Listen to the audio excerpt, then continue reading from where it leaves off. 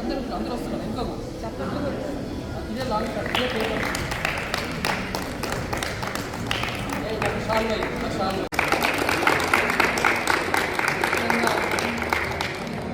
ముఖ్యంగా ఈరోజు క్రిస్మస్ సందర్భంగా ప్రపంచంలోనే ప్రతి వ్యక్తి ఈరోజు యేసు ప్రభువు యొక్క జీవితాన్ని మార్గదర్శకంగా చేసుకోవాలని తెలియజేస్తూ ఉన్నాము.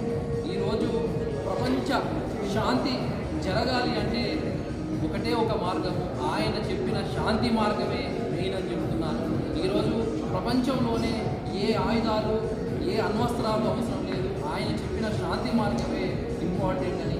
అంతేకాకుండా ఈరోజు ప్రపంచంలోనే మొట్టమొదట మన హృదయంలో ప్రేమ పుట్టాలి, అదే ఆయన చెప్పిన సిద్ధాంతం కావచ్చు, స్ఫూర్తి కావచ్చు తెలియజేస్తున్నాను.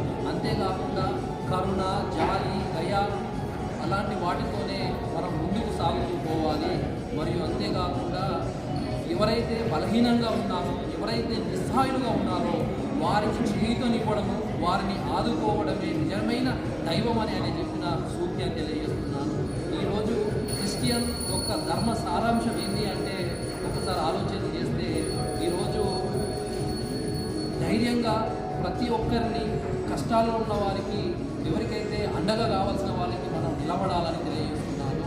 ఈరోజు ముఖ్యంగా ఈరోజు ఎంతోమంది అనాథ పిల్లల చిరునవ్వులోనే ఈరోజు క్రిస్మస్ పండుగ ఉందని ఈరోజు తెలియజేస్తూ ఉన్నాను. అంతేకాకుండా క్రిస్మస్ పండుగ అనేది ఒక రోజు కేక్ కట్ చేసుకునేది కాదు, కనీసం ఒక ఇద్దరికి సహాయం అందించడమే నిజమైన క్రిస్మస్ పండుగ అని ఈ సందర్భంగా తెలియజేస్తున్నాను. ముఖ్యంగా ఈరోజు క్రిస్మస్ ధర్మం యొక్క సారాంశం ఏంటంటే క్షమించడం.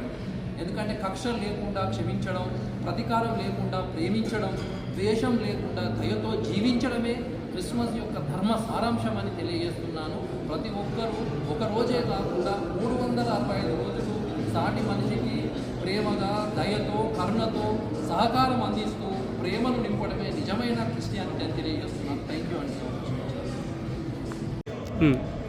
Video happy Christmas.